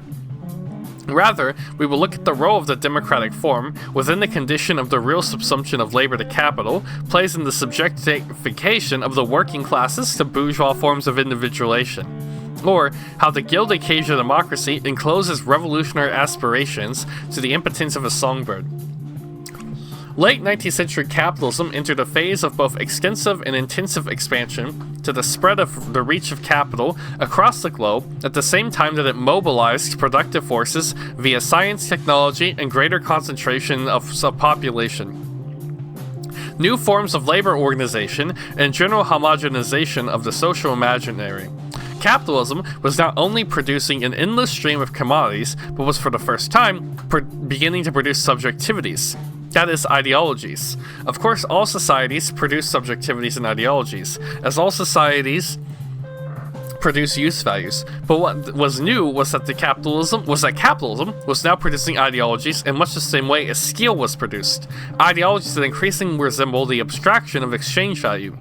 As capitalist social relations penetrated deeper and deeper into the social body, it was a natural evolution of the social imaginary aligning itself with social praxis, a praxis that was enforced by the needs of capital. That's a really interesting and valuable point, especially with how people use the word ideology in such a lazy way, generally. As was pointed out above, the modern abstractions of political ideology could find little fertile ground among those working class communities that were still embedded in pre-capitalist economic structures, or even those whose memories were structured by pre-capitalist formations. That's to say, the nature of work of community life and the social imaginary were intertwined in the concrete singularities of being. What was new in the capitalist social formation was the disembedding of all these organic links that had now become autonomous abstractions, as Marx expressed it, with capitalism. All that is solid melts in the air. Man's active life could now only be mobilized by first alienating his potential powers as wage labor and thus homogenized as abstract social labor. His self-perception was no longer linked and dependent on the concrete labor of his real life activity, but rather on the real abstraction of wage labor mediated by money. In essence, this means that the new mode of subjectivation occurred through the separation of Theōria, contemplation, from Poïesis, making, while subordinating praxis, doing, to the former. In the political arena, to activate one's own power individually requires the subsumption of the concrete conditions of life to the abstract generalities of political ideology. An abstract alien ideology is the very core of democracy and is produced through a division of labor by specialists who have no necessary links to real conditions of life as experienced by the working classes. The mass production of political ideology comes to be reassembled as a mode of consumption, a mode of identity, and the only mode through which political praxis is mobilized. The very fact of its autonomy means that the social imaginary is less and less the outgrowth of the savior, your vivre, and the savoir-faire of the working classes, whose losses over the power of Poïesis is the very essence of proletarianization, and more than ever comes to be deformed by the manufactured ideas that embrace ever more extreme metaphysical teleological forms. Orthodox Marxism itself was not immune to the bourgeois forms of expression.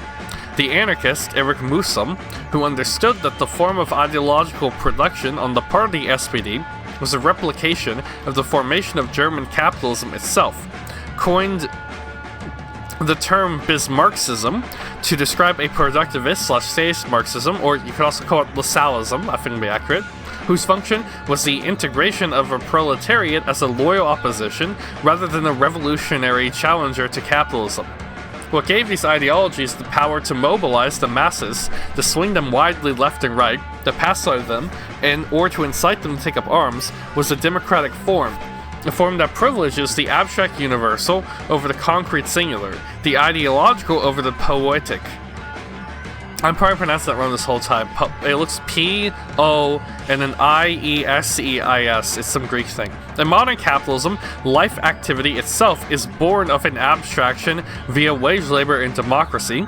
We enforce the abstraction by channeling resistance along the axis of the democratic form.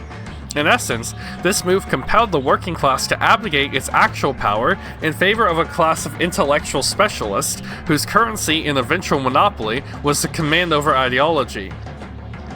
The abstractions of democracy are in full conformity with the abstractions of capitalist forms of production. It is for this reason that we assert that the democratic form is the very substrate of totalitarian modes of power, indeed of fascism itself. The privileging of abstract identities within a framework of social alienation and the disengagement of ideology from the socially poetic activity of the working class is the ground from which grows democratic mass politics. advertising, hyperconsumerism, and totalitarian forms of control. That's a great line. Whether these totalitarian modes of control take the form of a great leader, or a party, or a technocratic control may be determined by historically specific conditions, but the social logic that enables this continual metamorphosis of power is hidden in the capitalist value form itself. This simple and infinitely reproducible social formation that reduces each individual subject to the bearer of an economic character mask is the irreducible and immanent social logic that is not subject to modification for the simple reason that for value to posit itself in the present, it must posit its identical offspring, its own growth, in the future. The hunger of capital value has already devoured the unborn. The democratic form, as a reflection of the value form, impresses its stamp on anything it touches. The objections will of course arise that this may all be true for Greek democracy, for the democratic revolutions of the 18th and 19th century. It may be true for the expansion of the franchise to include the working class in the 19th and 20th centuries. It may be true for the SPD and all the working class parties of the Second International who were victims of a bad teleology, but surely, democracy is the natural form for a revolutionary working class in the active struggle against capitalism. Examples of proletarian democracy are few and far between, existing as flashes in the heat of struggle, only to be crushed, dissolved, exhausted, or eventually recuperated in the safe channels of opposition. The singular example of proletarian democracy was not only led a struggle, but also was a sustained attempt at self-governance, was the Russian Revolution, and the establishment of the Workers' Soviet. Of course, the Paris Commune and the Barcelona insurrection in 1936 also give important experiences of the workers' democracy, but both existed entirely under a state of siege, limiting the lessons to be derived from these experiences. But it's the sole experience that reveals the problems of workers' democracy. Okay, this is going to get interesting here. The Soviet or workers' councils have been hailed as the natural form of worker self-rule, and the purest form of direct democracy that has ever existed. Yet this pure democracy succumbed to a totalitarian form of one-party rule in quick order. Yeah, that's a good point. Not from external forces, but from its own activity.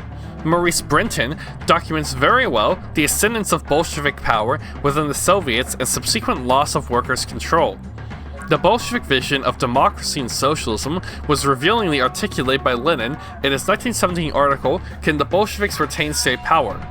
When we say workers' control, always associating that slogan with the dictatorship of the proletariat and always putting it after the latter, we therefore make plain what the state we have in mind.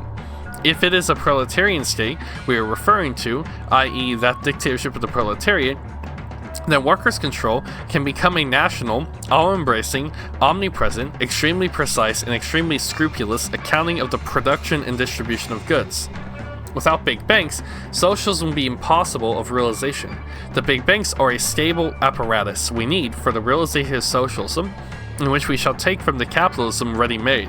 Our problem here is only to lop away that which capitalistically disfigures this otherwise excellent apparatus and to make it still bigger, still more democratic, still more comprehensive. A single, huge state bank with branches in every rural district and in every factory that will already be 9/10 of a socialist apparatus, the emphasis added. Not only does Lenin directly link the growth of democracy to the excellent apparatus of a vast banking system, but perhaps more importantly, he establishes in this text a barrier to workers' control itself, via the dictatorship of the proletariat. That is, workers' control can only be mediated on the Bolshevik model via the proletarian state by way of ideology, an ideology over which the Bolshevik quickly attained a monopoly. The Bolshevik and the Soviet idea of worker control are articulated perfectly by Lenin as a vast, omnipresent accounting system of production and distribution of goods. It's in keeping with Lenin's well-known definition of socialism as electrification plus Soviets, but wresting control of the means of production, the technology from the bourgeoisie, cannot be a step towards real liberation or control on the part of the working class if the mode of production, social relations, is not radically altered. Capitalism is not a function of the greedy capitalist or the dogmatic commissar, but rather the social relations shaped by the law of value. It is these social relations that must be exploded, and this is not a function of ideology, but rather returning the primacy of savoir-faire to the working classes. The democratic form, the omnipresent political structure of Lenin's dictatorship of the proletariat, guarantees that it is the abstraction of ideology that rules supreme. It is the rule of the abstract over the sensuous, that it is essence of both the capitalist mode of production and democracy itself. Lukács positively developed this perspective with his concept of totality as the principal category of the Marxist critique of capitalism.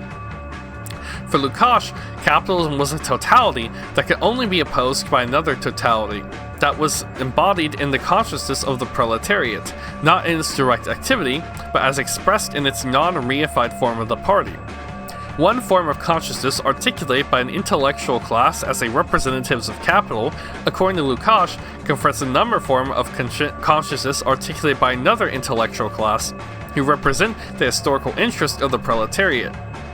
When the principal conflict occurred in the realm of ideology, then praxis is fully subordinate to Theōria, which Poïesis simply subsumed as a form of praxis. Despite Lukács' brilliant critique of alienation, he nevertheless ends by subordinating the central, the concrete, and the singular side of human knowledge to the abstractions of ideology. Helmut Reichelt appropriately refers to this phenomena as the persistence of the general in the relation to the value form. What is thus constituted is an inverted world in which sensuousness is in the widest sense, as use value, labor exchange with nature, is demoted to a means of the self-perpetuation of an abstract process that underlines the whole objective world of constant changes. The whole sensuous world of human beings, who reproduce themselves through the satisfaction of needs and labor, is step by step sucked into this process, in which all activities are in themselves inverted. They are all, in their vanishing appearance, immediately their own opposite, the persistence of the general. Just as use value and concrete labor are helpless before the power of abstraction of value, so does savoir-vivre and savoir-faire before the omnipresence and generalities of democratic ideologies. The suppression of the Kronstadt revolt in 1921 by the Bolshevik-controlled Soviet demonstrates, with particular clarity, the tyranny of ideology and deployment of theoretical identities. The principal justification for the suppression was based on an elaborate teleological construction of social identities. In Trotsky's own words, only an entirely superficial person can see in Makhno's bands or in Kronstadt's revolt a struggle between the abstract principles of anarchism and state socialism. Actually, these movements were convulsions of the peasant petit bourgeois, which desired, of course, to liberate itself from capital, which at the same time did not consent to subordinate itself to the dictatorship of the proletariat. Seems correct to me.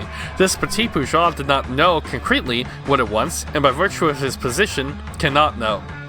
Well, I guess I think they did know. They were effectively a bargaining chip by the kulaks. But anyways, for Trotsky, it was a preordained conclusion that the peasant petit bourgeoisie was out of step with history. The democratic Soviets need nothing more than to understand the teleology of history and to redefine the Kronstadt rebels as petit bourgeois in order to justify sending cavalry across the ice.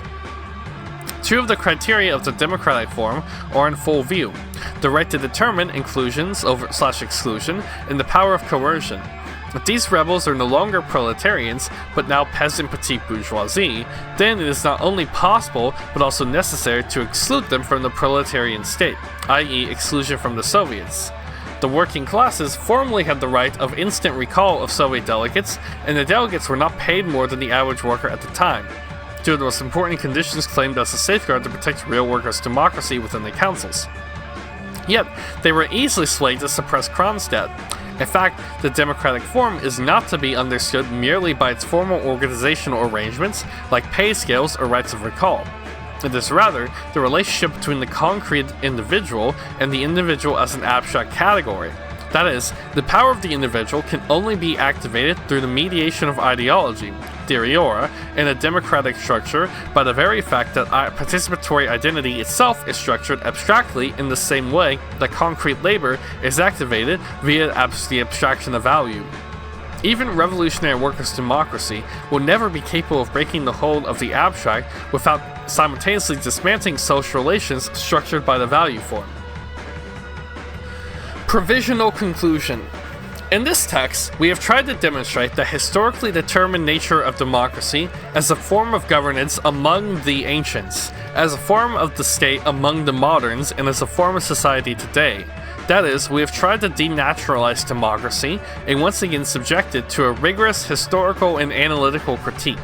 The starting point was to demonstrate that democracy was born at a very precise historical and conjuncture and was itself inextricably bound to certain specific forms of property ownership.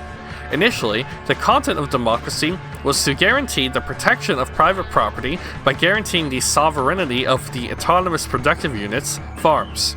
Democracy continued to develop, however, within an expanding commercial economy that was made widespread use of silver coins to universalize abstract forms of exchange. The experience of ancient Greece reveals the profound relationship between material reproduction and modes of social consciousness. In the Greek experience, it was precisely the abstract nature of social praxis through value exchange that gave shape to Greek thought, its philosophy and political forms. With the widespread use of silver coins, Greek trading practice converted the multiplicity of material species into the single form of value that was both universal in its reach and without an atom of material substance. This gave the appearance that the essence of all material substance was its abstract value, since this particular abstraction originates in social practice rather than through the relationship that emerges between abstract and concrete. Appearance appears to be the ontological ground of being itself. Theōria becomes a privileged mode of activity through which existence is not only understood, but actually resides, in which praxis therefore must follow. From Anaximander to Parmenides, from Plato to Aristotle, Theōria, praxis, and Poïesis remain divided and continually forced into an uneasy hierarchy with Theōria as the head. The democratic form likewise divided the Greek community into atomistic entities, each with sovereign rights, in order to unify all beneath the political abstraction formed by the democratic polis. It is difficult to imagine that the democratic form would have emerged without the particular convergence of private property, and the universal mediation of silver as the form of value, a convergence that was found only in ancient Greece. The Greek division between Theōria, praxis, and Poïesis, with its subsequently degrading of Poïesis, was a necessary condition of the democratic form. Poïesis, which includes the creative transformation of the material world, is by its very nature contrary to the democratic governance.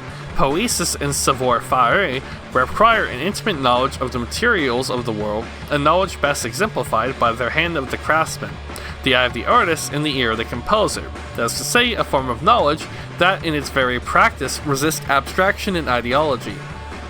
That we do not confuse critical historical materialism for a bourgeois teleology of history advancing inexorably towards individual freedom, we must reiterate that originary democracy was geographically localized and historically short-lived and was based on a system of private ownership and exchange relations specific to the Greek experience. As a form of governance in a form of state, democracy did not re-emerge until capitalist social relations began to reorganize the mode of production itself. But the subsequence of events is crucial if we are to mythologize the supposed hunger for democracy by the people.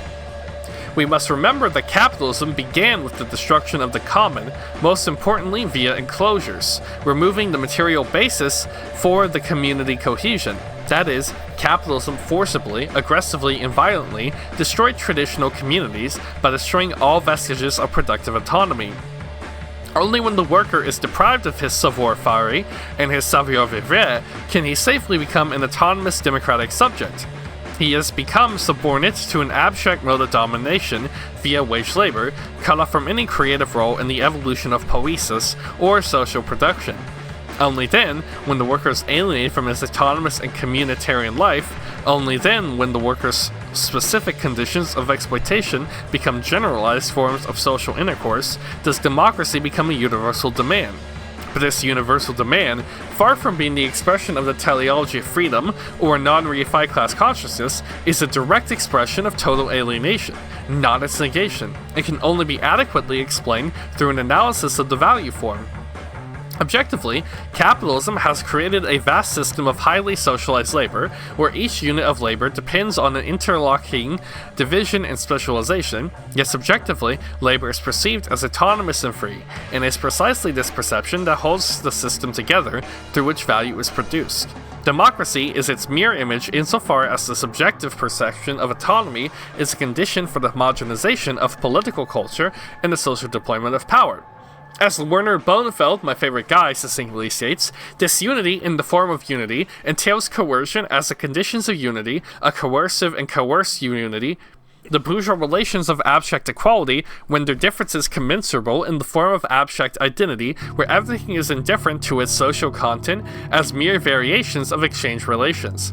Abstract identity is indifferent to human distinctiveness. It is an identity of death. I checked the footnote, and this is actually from, Emancipatory Praxis and Conceptuality in Adorno, which I actually did an audiobook for like a few days ago, so check that out next if you're interested in more, which you should. It's a really great piece, and I actually found it from a Reddit comment by a Delusian saying he wouldn't even know how to respond to it, so I was like, well, there's something here for sure. It is the coercive rendering differences commensurable. That is the basis of the system's unity, both politically and economically. Utilizing the concept of Theōria, praxis, and Poïesis, we will see that the materialist point of view, they form a necessary unity in which Poïesis is the point at which man enacts his essential metabolism with nature. It is in his productive activity that the essential side is developed, in which his full humanity is realized. There is no substitute for this kind of knowledge. It is not conceptual, but specific, concrete, singular, and is precisely at this point that capitalism has inverted man's relationship with nature, alienating his essential powers. Man will only affirm himself through the full gathering of these powers. Marx writes, on the one hand, therefore, it is only when the objective world becomes everywhere for man in society, the world of man's essential powers, human reality, and for that reason, the reality of his own essential powers, that all objects become for him the objectification of himself, become objects which conform and realize his individuality, become his objects. That is, man himself becomes the object. The manner in which they become his depends on the nature of the object, and the nature of the essential power corresponding to it. For it's precisely the determinate nature of this relationship which shapes the particular real mode of affirmation. To the eye, an observed object comes to be other than it is to the ear, and the object is of the eyes is another object than the specific object of the ear. No, I was right. It's just he said, okay. The specific character of each essential power is precisely its specific essence, and therefore also the specific mode of its objectification, of its objectively actual living being. Thus, man is affirmed in the objective world, not only in the act of thinking, but with all his senses. Socially, Theōria, praxis, and Poïesis form a unity, but capitalism has imposed a separation in which one can only appear as the negation of the other in a vanishing unity. This is the essence of the value form in which sensuous being exists within the concept of variable capital in the mode of being denied. As Helmut Reichelt put it, capitalism is thus conceived as a constant change of forms, in which use value is constantly both integrated and expelled. In this process, use value too assumes the form of an eternally vanished object, but this constantly renewed disappearance of the object is a condition for the perpetuation of the value itself. It is through the always reproduced change of forms that the immediate unity between value and use value is retained. It is at this point we can begin to understand the fetish nature of the democratic form, which is found in the specific distortion between Theōria, praxis, and Poïesis imposed by capital. The Marxist conception of fetishism appears as the ubiquitous relationship between people and things, where things take on human-like quality and people take on thing-like quality. Fetishism is not a form of false consciousness, but rather a specific form of perception that is constituted by commodity exchange, without which value formation would be impossible. More specifically, it is the false perception, fetishism, that constitutes the truth of the commodity exchange. We take as a presupposition that consciousness or Theōria does not constitute an autonomous realm of human activity, but is profoundly coterminous with the physical side of human activity, praxis and Poïesis. But in commodity production, the active side of material transformation of the world, production and of use value, can only be realized through the abstraction of value, while simultaneously being expelled by the same process, a vanishing appearance. Poiesis takes on an ephemeral existence, while the abstraction of value accumulates. It is value that seems permanent and universal, not poiesis. Praxis, as the political action of men, becomes naturally subordinate to that which appears permanent, universal and autonomous, i.e., Theōria in its fully fetishized form. Democracy is derived from a universal ideology that is eternal and renders all social subjects commensurable. It is praxis that is derived from Theōria, with no regard for the material reproduction of the world, its poiesis. Communism implies a new relationship to the social and material world. Above all, a new concept of work as the transformation and arrangement of production within the frame of immediate liberation effects. Revolutionary transformation occurs when a new form of subjectivity are born of transformation in collective work experience. New modes of consciousness can only emerge as coterminous with new modes of production and social intercourse through the repossession of liberating the meaning of the work as the collective liberation of singularities. Such a transformation requires an aesthetic engagement through the collective experimentation precisely because it is in aesthetic engagement that the singularities are rendered incommensurable, activating poiesis as the real point of which humanity becomes self-consciously self-forming. This text does not pretend to offer practical solutions to the collective organization necessary for self-liberation, but rather to orient future discussions in experimentation and collective action. But we will assert that democracy, even in its quote-unquote pure form, is not a step towards liberation, but rather the principal mode through which capital keeps resistance contained within the political. And David Graeber, an unofficial spokesperson of Wall Street Occupy movement, triumphantly declares, "Nothing terrifies those running America more than the danger of true democracy breaking out. We can only shrug." It is the destruction of the political, not its capture, that the path will offer open to real liberation. To repeat Marx, without a revolution, socialism cannot be enforced. It requires its political act so far as it has need of the process of destruction and dissolution. But where its organized activity begins, where its proper aim, it so emerges. There, socialism casts away the political whole. Alright, I'm gonna say some of the terminology that's not as clear, and condense the text down a bit. So terminology is Theōria is abstract thoughts / ideology. Poiesis is concrete production / creation. Capitalism elevates Theōria while suppressing poiesis, and the function of democracy is to channel praxis through Theōria, through this abstract thought and ideology, and not through poiesis, through concrete production and creation. Democracy is not liberatory, it is structurally tied to capitalism's value form, and reproduces domination, even in workers' democracy. Only when the worker is deprived of his savoir-faire, only then does democracy become a universal demand. Democracy arises when people lose control over their work, their communities are destroyed via enclosure, and individuals become isolated wage laborers. Democracy becomes a universal demand only in an alienated society. Law and rights arise from commodity exchange. The form of law, like all other social phenomena, is inextricably tied to forms generated by commodity production, and the legal subject is intrinsically conceived as the owner of commodities. Democracy, based on unequal citizens, already presupposes this abstraction, and so it is not beyond capitalism, but a mirror of it. The value form is the way capitalism organizes social life through exchange. Everything becomes comparable via value. The legal subject is the individual as a bearer of rights, equal before the law. Just as commodities are equalized through value, people are equalized through legal rights. All concrete peculiarities dissolve into the abstraction of man in general. Man is the legal subject. Democracy is the quantification of people, the rule via abstraction and the enforced unity between the governed. All democracies are designed as systems of self-governing, structured by group identities of inclusion/exclusion, and require a mode of enforcement of the majority over the minority. Without the right of coercion, and without the right to determine inclusion/exclusion, we are no longer talking about democracy.